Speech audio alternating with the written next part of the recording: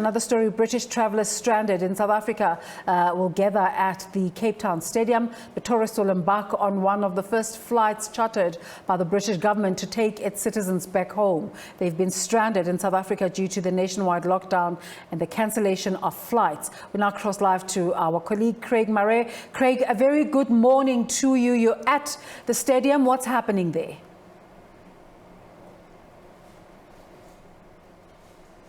It's a very good morning to you from Cape Town Stadium.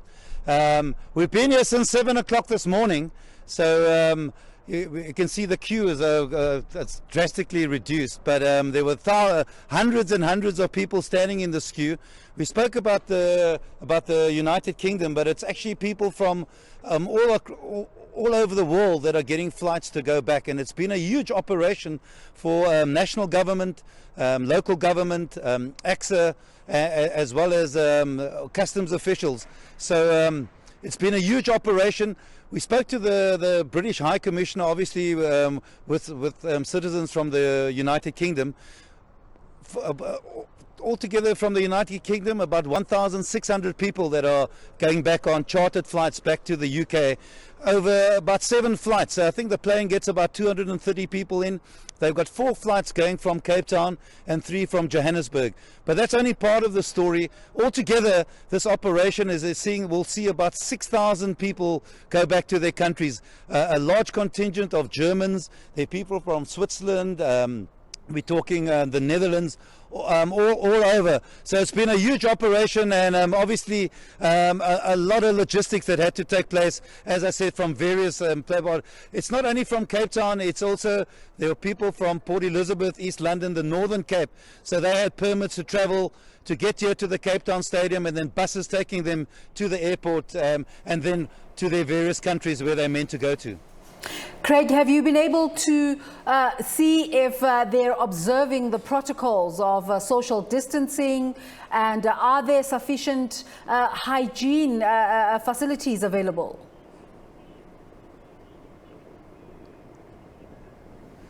I must say, when there were very, very long queues at 7 o'clock this morning, there were a lot of people very close up. I don't think there was any social distancing protocol there, but there's obviously various protocol. As soon as they go from the queue, they're going into the stadium, and that's where they're having screening tests. Everyone gets screened, and obviously if someone has a temperature or something, they will not get onto that flight. So various protocol to get screened before they get onto the buses, and then obviously the protocol as well when they get to the various countries as well. So all the protocol has been observed, and obviously you can imagine a lot of people who got caught down during this lockdown period, desperate to get back to their various countries, to their homes and to their families as well. Craig, I don't know if you got I didn't hear the first part of your answer, but I don't know if you got a chance to interact with them at all. Did you get the chance that they understand why they've had to be in a lockdown, or were they frustrated?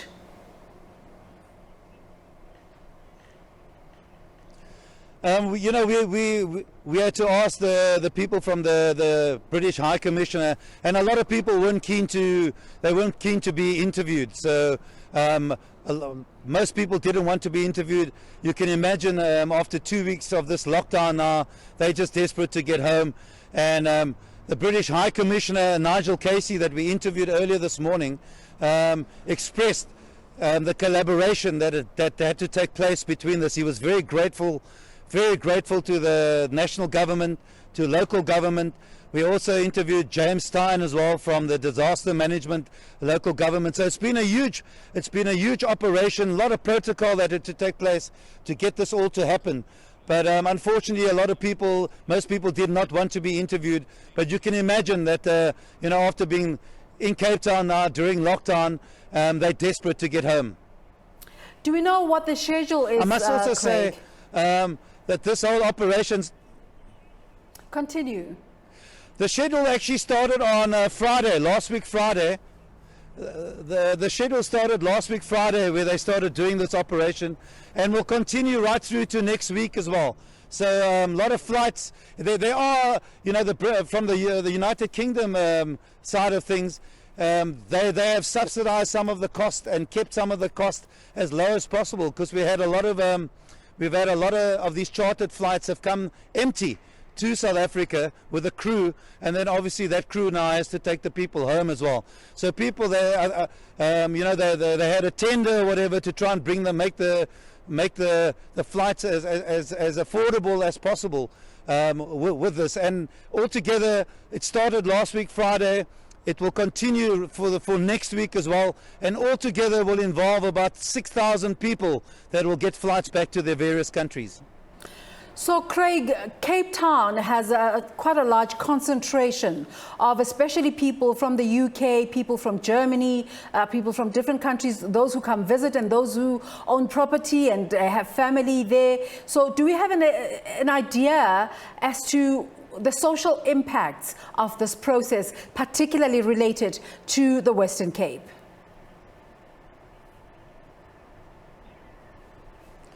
Yeah, you can imagine it's, I mean, it hasn't only affected Cape Town, it's obviously affecting the whole country and the whole world as well. So a lot of these travelers would have been people who came here on vacation. It's not only people who came on vacation, there's also British citizens that want to get home as well. So the British High Commissioner, when thanking national government, local government, he said that he hopes that once things get back to normality, that people from the UK will come and visit Cape Town again, will come and visit South Africa, because obviously tourism is a major driver for the South African economy. Craig, just to digress a bit, you do a lot of sports reporting. Your thoughts about how COVID-19, the outbreak, has impacted the sporting world?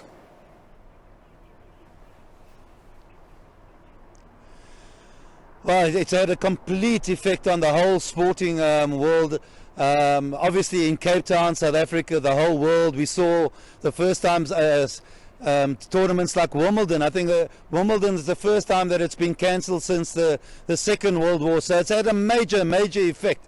I must say I've been in contact with SA Rugby, with Stormers Rugby, and the Western Province Stormers Rugby just came out with a video now where they're trying to encourage people, give people hope, and encourage people to stay home for their own safety, for others to try and save lives. So the sporting fraternity very much in limbo at the moment.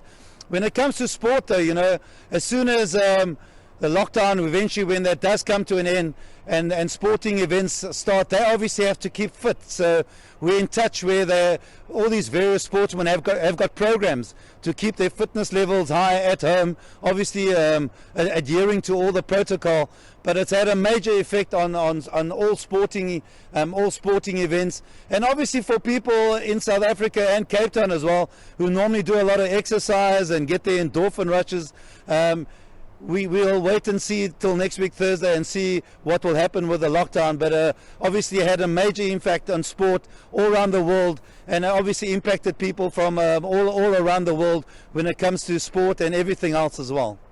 Craig, this one probably unlikely, but just for the benefit of the viewers, those British citizens who would like to take part in this program and are probably not aware of it, do we know what the contact details are in terms of who they should get in touch with?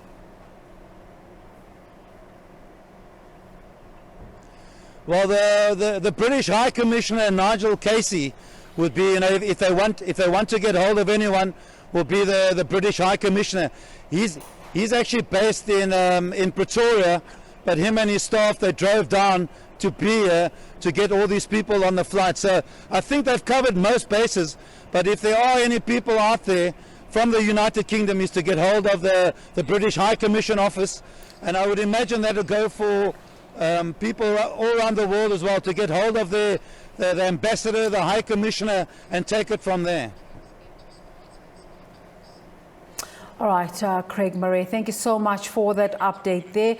We invite our viewers to also call us on 078-799-4480. Our question of the day is, what do you make of the attacks leveled against Dr. Tedros? The number is 078-799-4480.